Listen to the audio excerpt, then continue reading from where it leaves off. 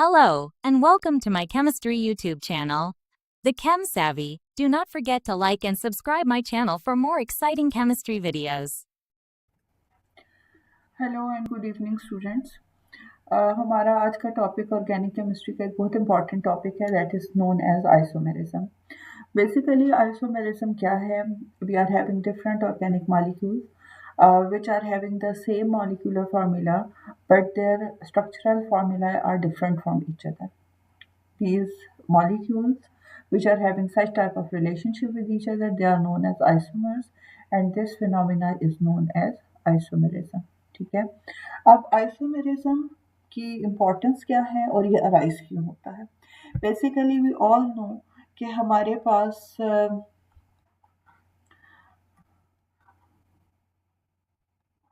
जो organic molecules होते हैं वो बेसिकली कोवलेंट नेचर के होते हैं। कार्बन कार्बन कोवलेंट बॉन्ड होता है, सिंगल हो, डबल हो, ट्रिपल हो, और कार्बन के अलावा भी बाकी एटम्स के साथ जो बॉन्डिंग होती है, हाइड्रोजन, ऑक्सीजन, नाइट्रोजन या कोई भी और एटम है, तो ये बॉन्डिंग कोवलेंट बॉन्डिंग होती है। और कोवलेंट बॉन्डिंग का कैरेक्टरिस्टिक ये होता है कि covalent bonds are directional in nature.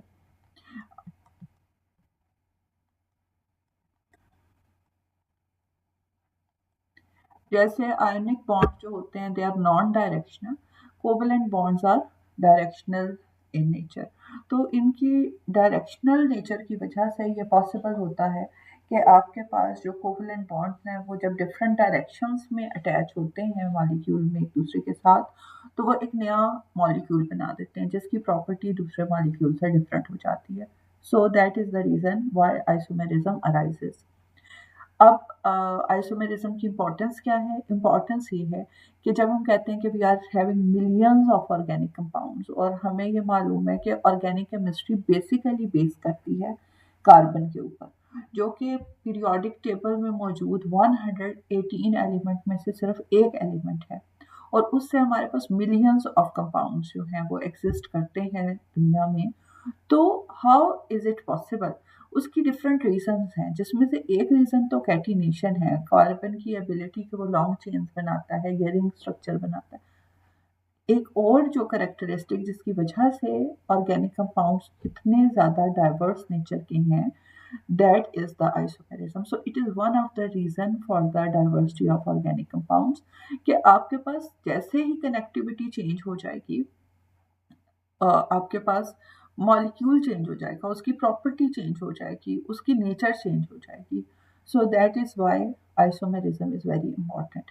ठीक है, फिर इसके बाद हमारे पास एक और इम्पॉर्टेंट और इंटरेस्टिंग फैक्ट आ जाता है कि आइसोमर्स का नंबर डिपेंड करता है नंबर ऑफ कार्बन एटम्स पे। Like we start from butane, suppose butane क्या है?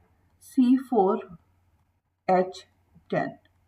एल्केन की हम बात कर रहे हैं ना, एल्केन में से हमने ब्यूटेन ले लिया, तो ब्यूटेन के नंबर ऑफ आइसोमर्स हैं 2, यानी 4 कार्बन कंपाउंड्स हैविंग 2 आइसोमर्स। लेकिन अगर हम आ जाएं सपोज डिकेन पे C10H22, the number of isomers increases up to 75। इतने आइसोमर्स की फॉर्मेशन हो जाती है, पॉसिबल हो जाती है। तो अब आप खुद सोचें कि इससे ज़्यादा कार्बन का नंबर एक्सीड करेगा तो नंबर ऑफ आइसोमर्स और इंक्रीज हो जाएंगे। सो जितने कार्बन का नंबर इंक्रीज होता है, आइसोमर्स की तादाद भी उतनी ही ज़्यादा बढ़ जाती है। फिर हम आ जाते हैं टाइप्स ऑफ आइसोमेरिज्म पे। तो हमारे पास दो मेन टाइप्स हैं आइसोमेरिज्म की। The one which depends upon the connectivity of chains or carbons with each other, और जो भी एटम्स या ग्रुप ऑफ एटम्स इन्वॉल्व है उनकी कनेक्टिविटी कार्बन के साथ जैसे जैसे चेंज होती है, आपके पास जो आइसोमर्स अराइज करते हैं they are known as structural isomers. The phenomena is called structural isomerism. यानी इसमें अरेंजमेंट ऑफ मॉलिक्यूल चेंज हो जाएगी, molecular formula will remain the same.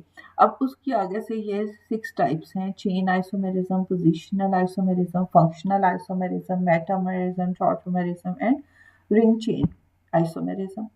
Second type के जो आइसोमेरिज्म है that is known as stereo isomerism. अब ये एक बहुत इंटरेस्टिंग टाइप है आइसोमेरिज्म की, क्योंकि स्ट्रक्चरल आइसोमेरिज्म की तो हमें समझ आती है ना कि मॉलिक्यूलर फॉर्मूला सेम है लेकिन अरेंजमेंट ऑफ एटम्स या ग्रुप ऑफ एटम्स चेंज होगी। स्टीरियो आइसोमेरिज्म में मॉलिक्यूलर फॉर्मूला भी सेम है, अरेंजमेंट भी मॉलिक्यूल में सेम है एटम्स या ग्रुप ऑफ एटम की, लेकिन उनकी 3 dimensional placement in the space that changes, and different type of molecules evolve, जिनकी प्रॉपर्टीज एक दूसरे से डिफरेंट है, जिनकी नेचर में जो रिक्वायरमेंट है वो डिफरेंट है।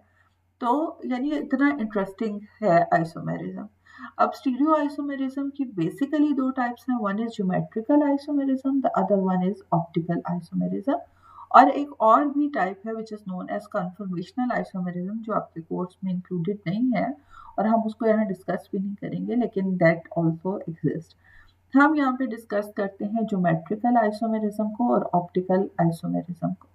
अब अगर मैं आपको ये बड़ा करके दिखा सकूं इस स्ट्रक्चर को,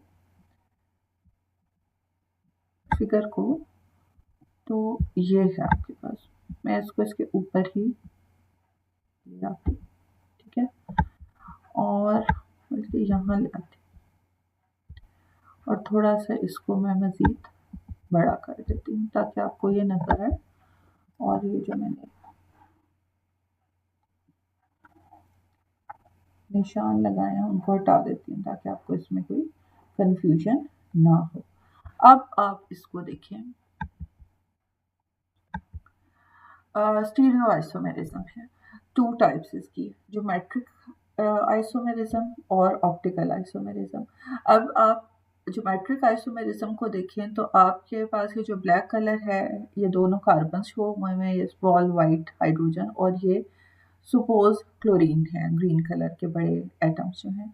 अब डबल बॉन्ड्स में जहाँ पर कार्बन कार्बन के बीच में फ्री रोटेशन पॉसिबल नहीं है डबल बॉन्ड की वजह से, वहाँ पर आपके पास जो एटम्स, जो बड़े एटम्स अटैच हैं दोनों कार्बन के साथ, 2 क्लोरीन एटम्स, वो एक ही डायरेक्शन में आ रहे हैं। सो जब एक ही डायरेक्शन में आते हैं तो ये आइसोमर सिस आइसोमर कहलाता है। और अगर इनकी डायरेक्शन चेंज हो जाए, यानी एक कार्बन में क्लोरीन की डायरेक्शन इस साइड पर और इस कार्बन में यहाँ पर है, this is called trans isomerism.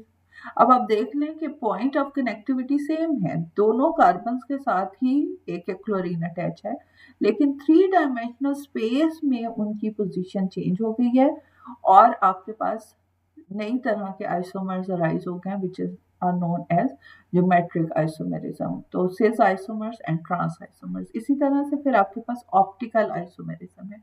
Optical isomerism में यहाँ एग्जांपल दी हुई है लैक्टिक एसिड की। आप देखें, एक को लिखा हुआ है एल लैक्टिक एसिड और दूसरे को लिखा हुआ है डी लैक्टिक एसिड। अगर आप इन दोनों के स्ट्रक्चर को ऊपर थोड़ा सा और करें तो आप देखेंगे कि they are having the same relationship with each other as our hands are having relationship with each other. This is called handedness। या आप ये कह सकते हैं कि एक आइसोमर दूसरे आइसोमर का मिरर इमेज है। और जब इस तरह की सिचुएशन अराइज होती है तो इस टाइप के आइसोमेरिज्म को हम ऑप्टिकल आइसोमेरिज्म कहते हैं।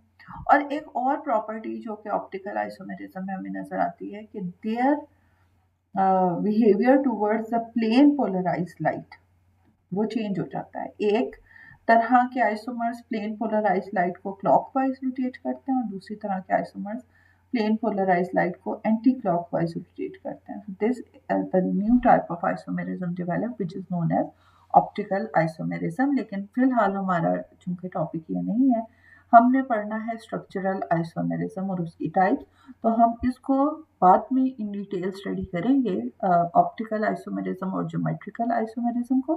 फिलहाल हम आ जाते हैं अपने डिफरेंट टाइप्स के स्ट्रक्चरल आइसोमेरिज्म में। तो सबसे पहली टाइप आ जाती है हमारे पास chain isomerism. Now what is chain isomerism? In chain isomerism The molecular formula of different isomers are the same, but their structural formula with respect to the length of carbon chain that is different. अब आप यहाँ पर example देख लें, there are two structures given in front of you. आप इन दोनों के molecular formula को चेक करें.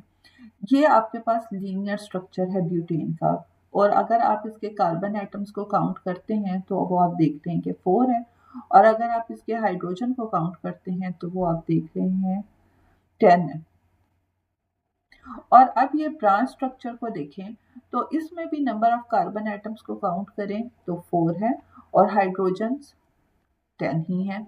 So both are having the same molecular formula, but their structures with respect to their carbon chain that is different. एक में आपके पास straight chain आ रहा है और दूसरे में आपके पास ब्रांचिंग हो गई, जिसको हम कॉमन नेम में आइसोब्यूटेन भी कहते हैं, और IUPAC नेम अगर हम रूल्स के मुताबिक लें तो 2-मिथाइल प्रोपेन इसका नाम बनता है।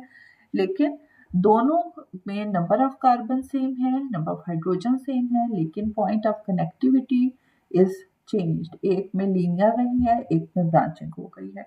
सो इस तरह के आइसोमेरिज्म को हम कहते हैं चेन आइसोमेरिज्म।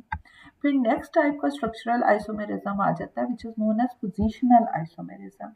अब पोजिशनल आइसोमेरिज्म में इंपॉर्टेंट चीज आपने देखनी है कि you are having an organic compound जिसमें जो भी फंक्शनल ग्रुप यूज हो रहा है वो सेम होगा दोनों मॉलिक्यूल्स में, but the position of the functional group will be change. जैसे यहाँ पर इस केस में आपके पास हेलोजन का एटम जो क्लोरीन है वो फंक्शनल ग्रुप है, दिस इज एल्काइल हैलाइड, ठीक है। दोनों ही आपके पास क्लोरोप्रोपेन है, लेकिन एक जो पहला स्ट्रक्चर है इसमें क्लोरीन की पोजीशन कार्बन नंबर 1 पर है, तो दिस इज 1 क्लोरोप्रोपेन, और सेकंड में क्लोरीन की पोजीशन कार्बन नंबर 2 पर है, तो दैट इज 2 क्लोरोप्रोपेन। अगर आप इनके मॉलिक्यूलर फार्मूला देखेंगे तो आप देखेंगे कि molecular formulas are the same, C3H7Cl। तो 1 क्लोरोप्रोपेन का मॉलिक्यूलर फार्मूला भी है, 2 क्लोरोप्रोपेन का मॉलिक्यूलर फार्मूला भी सेम है, but the position of the functional group is changed, so this is called the positional isomerism.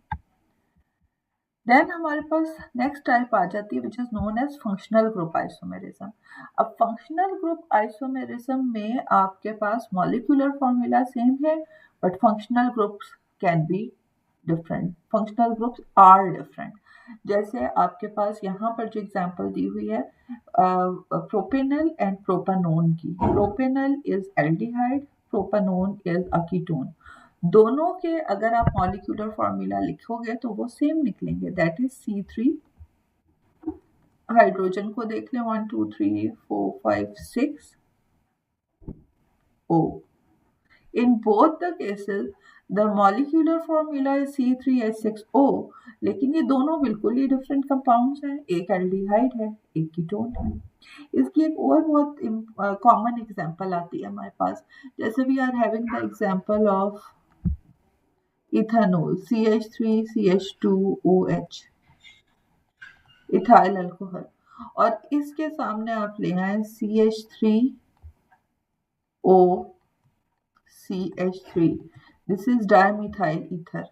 तो आप इथाइल अल्कोहल और डायमिथाइल ईथर का मॉलिक्यूलर फार्मूला देखें, both are having 2 carbons in them, number of hydrogen remains 6 and O, C2H6O, but they are totally different compound. One is alcohol, the other one is ether. इनके total properties change है, इनका uses application बिल्कुल change है। फिर next type का structural isomerism आ जाता है which is known as metamerism. अब आप मेटामेरिज्म में देखें, ये हमारे पास ऐसे ऑर्गेनिक कंपाउंड्स में अराइज होता है जहाँ पर हमारे पास फंक्शनल ग्रुप यूजुअली कहीं दरमियान में सेंटर में आ रहा होता है, यानी टर्मिनल पोजीशन पे नहीं होता, सेंटर में होना ज़रूरी नहीं है लेकिन टर्मिनल पोजीशन पे नहीं होता। तो यहाँ पर जो दोनों एग्जाम्पल दी हुई हैं ये कीटोन की एग्जाम्पल्स, यानी आइसोमर की जो एग्जाम्पल है कीटोन है, एक का नाम है पेंटेन 2 ओन और दूसरे का नाम है पेंटेन 3 ओन। दोनों ही 5 कार्बन कंपाउंड्स हैं और एक में जो आपके पास कीटोन का फंक्शनल ग्रुप है यानी carbonyl carbon C double bond O वो 2 की पोजीशन पर है और सेकंड केस में ये पोजीशन 3 की है। सो मेटामेरिज्म आपके पास क्या है?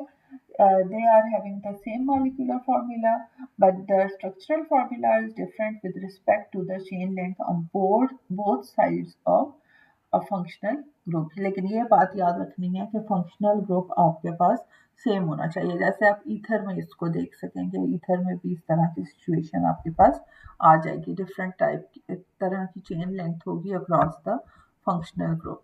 फिर आपके पास लास्ट टाइप का जो जिसको हमने डिस्कस करना है structural isomerism, that is known as tautomerism. अच्छा, अब टॉटरोमेरिज्म जो है वो पोजीशन ऑफ हाइड्रोजन एटम पर के चेंज होने से आपके पास डिफरेंट तरह के स्ट्रक्चर्स आ जाते हैं। यानी आपके पास यहाँ पर जो दिए हुए हैं molecule, one is known as the keto form, the other is known as the enol form। Dynamic equilibrium जिन ऑर्गेनिक रिएक्शंस में अराइज होता है वहां पर ऐसी सिचुएशन हो जाती है कि आपके पास कोई मोबाइल हाइड्रोजन अपनी पोजीशन चेंज करता रहता है। जैसे इस केस में ये आप देख लो, ये हाइड्रोजन यहाँ से ऑक्सीजन के साथ आकर अटैच हो गया और डबल बॉन्ड फॉर्मेशन हो गई है। तो जिसमें आपके पास कार्बन और ऑक्सीजन में डबल बॉन्ड है और हाइड्रोजन कार्बन के साथ अटैच है, that is known as the keto form, यानी इसमें फंक्शनल ग्रुप कीटोन है। और सेकंड जो स्ट्रक्चर बन रहा है जो कि बहुत कम क्वांटिटी में इस डायनामिक इक्विलिब्रियम में एग्जिस्ट कर रहा है but it do exist, that is known as enol. Enol क्या चीज होती है? Enol is you are having En from alkene, carbon carbon double bond, and OL from alcohol, OH यहाँ पे बन गया। ये हाइड्रोजन जो था जो पहले इस कार्बन के साथ था उसने ट्रेवल किया ऑक्सीजन के साथ, वो आ गया। So this is called enol। और keto enol isomerism जो है that is a type of tautomerism। I hope you understand these different type of structural isomerism and I hope you will follow this lecture। और इसमें कोई questions आपके पास आते हैं तो you will ask those questions। Till the next lecture, Allah Hafiz।